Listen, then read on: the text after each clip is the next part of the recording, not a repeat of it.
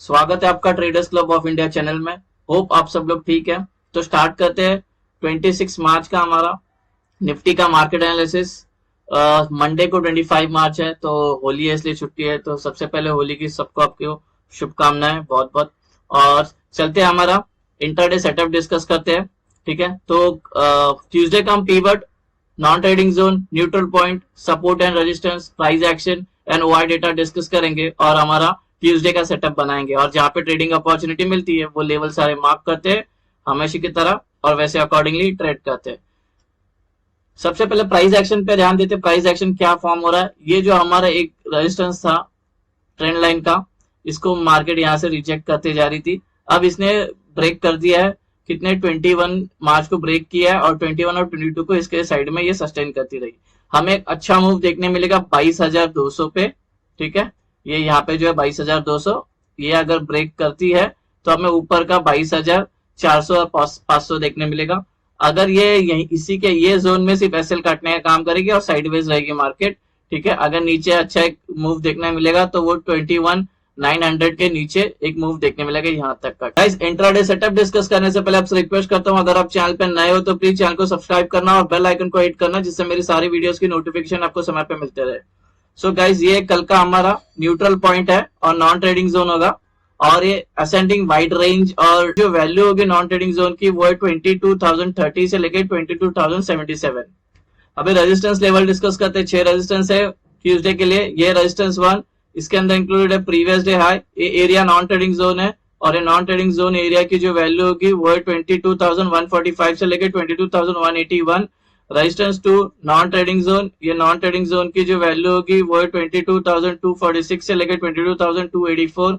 Resistance 3 non trading zone, ये non trading zone की जो वैल्यू होगी वो है 22,349 से लेकर 22,388। रेजिस्टेंस 4 नॉन ट्रेडिंग जोन, ये नॉन ट्रेडिंग जोन की जो वैल्यू होगी वो है 22,457 से लेकर 22,489। रेजिस्टेंस 5 नॉन ट्रेडिंग जोन, ये नॉन ट्रेडिंग जोन की जो वैल्यू होगी वो है 22,449 से लेकर 22,582। रेजिस्टेंस 6 नॉन ट्रेडिंग जोन, ये नॉन ट्रेडिंग जोन की जो वैल्यू होगी वो है 22,639 से लेकर 20,672। अभी हम सपोर्ट लेवल डिस्कस करते हैं। ये सपोर्ट 1, ये नॉन ट्रेडिंग जोन है और ये नॉन ट्रेडिंग जोन की जो वैल्यू होगी वो है 21,941 से लेकर 21,973। सपोर्ट 2, इसके अंदर इंक्लूड है प्रीवियस डे लो। ये एरिया नॉन ट्रेडिंग जोन है और ये नॉन ट्रेडिंग जोन की जो वैल्यू होगी वो है 21,847 से लेकर 21,883। सपोर्ट 3 नॉन ट्रेडिंग जोन, ये नॉन ट्रेडिंग जोन की जो वैल्यू होगी वो है 21,763 से लेकर 21,795। सपोर्ट 4 नॉन ट्रेडिंग जोन, ये नॉन ट्रेडिंग जोन की जो वैल्यू होगी वो है 21,674 से लेकर 21,706। सपोर्ट 5 नॉन ट्रेडिंग जोन, ये नॉन ट्रेडिंग जोन की जो वैल्यू होगी वो है 21,581 से लेकर 21,617। सपोर्ट 6 नॉन ट्रेडिंग जोन, ये नॉन ट्रेडिंग जोन की जो वैल्यू होगी वो है 21,492 से लेकर 21,525। गाइस, हमारा सपोर्ट, रेजिस्टेंस और न्यूट्रल पॉइंट का रेंज डिस्कस हो गया। कोई रेंज अगर समझ में नहीं आया तो वीडियो को पॉज करके वो रेंज आपके चार्ट पे प्लॉट करके ले सकते हैं। अभी हम एंट्री और एग्जिट मार्क करते हैं। उससे पहले आपसे रिक्वेस्ट करता हूँ, अगर आप चैनल पे वीडियो को पूरा देखना और बीच में स्किप मत करना, नहीं तो सिर्फ हाफ इन्फॉर्मेशन लेके जाके आप ट्रेड करोगे तो आपको नुकसान हो सकता है। वैसे कोई टिप या कोई एडवाइजरी कॉल नहीं है और ना ही हम सेबी रजिस्टर है। ये एजुकेशन पर्पज के लिए वीडियो है, तो इसको पहले बैक टेस्ट करना। ठीक है, एजुकेशन पर्पज के हिसाब से देखना, कम से कम 300 बैक टेस्ट ट्रेड लेना, तो आपको इसकी एक्यूरेसी ड्रॉबैक पता चलेगी। वैसे तो मैं इसके जो बैक टेस्ट, अगर आपको समय नहीं मिलता है तो मैं वीकली बैक टेस्टिंग के वीडियोस डाल देता हूँ, सैटरडे को, फ्राइडे नाइट को या सैटरडे मॉर्निंग को। तो वो अभी भी मैंने डाल दिया लास्ट वीक का, तो आप जाके देख सकते हो। इसको एक्यूरेसी 100% एक्यूरेसी निकलती है एवरी टाइम।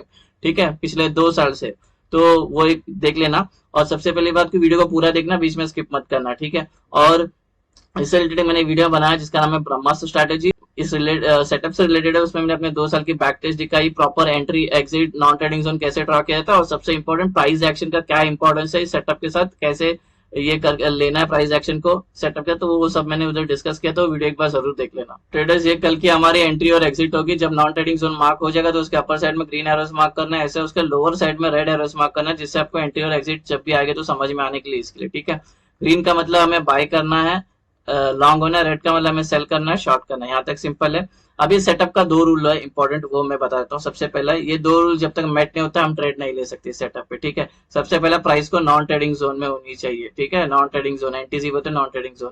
ठीक है, नॉन ट्रेडिंग जोन में होनी चाहिए। और दूसरा, जो नॉन ट्रेडिंग जोन में है तो वो बॉक्स के अंदर 15 मिनट्स के ऊपर, 15 मिनट्स या 15 मिनट्स के ऊपर सस्टेन करेगी, उसके बाद जिस साइड का ब्रेकआउट देती है उस साइड का हम ट्रेड लेंगे, एंट्री लेंगे। अब एंट्री का दो है, तो आप अपने हिसाब से देख लेना, एक होती है सेफ एंट्री और एक होती है एग्रेसिव एंट्री। तो आप इसको बैक टेस्ट करके आपको पता लगेगा आपको कौन सी एंट्री सुटेबल है, ठीक है। तो सेफ और एग्रेसिव एंट्री का एंड में बताता हूँ कैसे लेना। पहले हम अभी देखते हैं, पहले अगर फ्लैट ओपन होती है, फ्लैट का मतलब आज जहाँ पे क्लोज हो गई वहीं पे ओपन है, तो टेक्निकली नॉन ट्रेडिंग जोन में, तो इसके अंदर अगर 15 मिनट सस्टेन करती है या 15 मिनट के ऊपर, उसके बाद ऊपर का ब्रेकआउट करेगी, ऊपर करे, नीचे का ब्रेकडाउन करेगी तो नीचे का ट्रेड लेंगे। अभी डिस्कस करते हैं गैप अप। अगर गैप अप होती है इसके अंदर, तो ये कहाँ पे ओपन हो जाएगी, नॉन ट्रेडिंग जोन में। तो रूल नंबर 1 मेट हो गया। तो रूल नंबर 2 है 15 मिनट के ऊपर सस्टेन करनी चाहिए इसके अंदर, और उसके बाद ऊपर का ब्रेकआउट करेगी, ऊपर का ट्रेड, नीचे का ब्रेकडाउन करेगी तो नीचे का ट्रेड। और 15 मिनट सस्टेन कैंडल इसके अंदर होनी चाहिए, ऐसे भी चलेगी, ठीक है, इसके अंदर होनी चाहिए। तीनों ऐसे जरूरी नहीं है, एक ऐसा एक ऐसा एक ऐसा भी चलेगा, लेकिन अंदर होनी चाहिए मार्केट, ठीक है, नॉन ट्रेडिंग जोन का। अगर ये गैप अप होने के बाद तुरंत गिरना स्टार्ट करती है या और ऊपर जाती बिना यहाँ पे कंसोलिडेट किए हुए, तो हमें ट्रेड नहीं लेना, वेट करना प्राइस को नॉन ट्रेडिंग जोन पे आके सस्टेन कर देना है।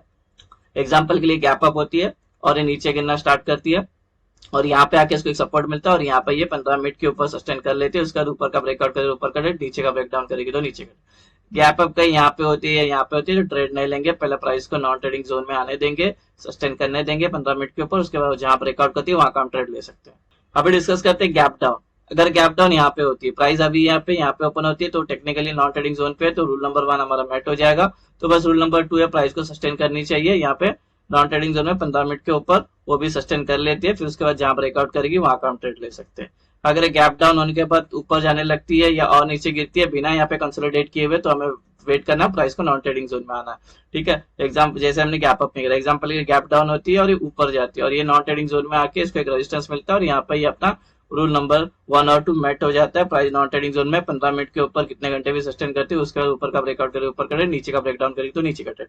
बीच में कहीं गैप डाउन होती तो ट्रेड नहीं बनेगा, प्राइस को नॉन ट्रेडिंग जोन में आने देंगे, सस्टेन करने देंगे 15 मिनट, उसके बाद जहाँ का ट्रेड करेंगे, तो जहाँ का ब्रेकआउट करेंगे वहां का हम ट्रेड ले सकते हैं। समझा देता हूँ एग्जाम्पल के लिए, सपोज ये मार्केट यहाँ पे है, सस्टेन करिए, हमारा रूल नंबर 1 और 2 मेट हो गया 15 मिनट के ऊपर और ब्रेकआउट आया, तो हमने ये ट्रेड लिया। टारगेट क्या हो गया, 1 2 3। अगर ये वाले ऊपर के ट्रेड में एंटर किए तो ये वाले होंगे टारगेट, अगर ये वाले ऊपर के ट्रेड में एंटर किए तो ये वाले लेवल होंगे। सेम वे अगर ये सस्टेन करती है, दोनों अपना थ्रेशोल्ड मेट हो जाता है और ब्रेक डाउन करती है, अब ये नीचे का ट्रेड लिया तो ये 2 लेवल होंगे टारगेट, अगर ये वाला नीचे का ट्रेड लिया तो ये वाला लेवल, अगर ये वाला ट्रेड लिया तो ये वाला लेवल। सारे टारगेट आपको ऐसे लेना है। 1100 पे है, ठीक है, जो हमारा एक सपोर्ट का काम करेगा। 22,000 भी कर सकता है, क्योंकि यहाँ पे 1 करोड़ 36 लाख का सीआर ओपन इंटरेस्ट बिल्डअप है और यहाँ पे सिर्फ 48 लाख है, 50 है, उसमें से 2 माइनस हो गए, तो ये बहुत स्ट्रांग है गाइज। ये जो डेटा है ना, ये काफी स्ट्रांग है। पुट राइटर्स जो पुट राइटर्स कौन, जिनका भी होता है बुलिश, कॉल राइटर जिनका भी होता है बियरिश, ठीक है, इतना तक समझ में आ रहा है। तो ये लोग काफी स्ट्रांग है। ये यहाँ का डेटा देखो और कंपैरेटिवली कॉल राइटर्स का देखो बहुत वीक है, तो क्लियर कट हमारा जो डेटा है वो बुलिश है फिलहाल, ठीक है। तो ये बुलिश डेटा है और जो हमारा रेजिस्टेंस का काम करेगा वो करेगा हमारा 22,200 मैंने मार्क किया है फिलहाल के लिए। तो अभी डेटा तो बुलिश है, पुट कॉल रेशियो जो बचा है वो 1.2 चल रहा है, 1.2 इंडिकेट करता है बुलिशनेस को, वेरी बुलिशनेस, ठीक है।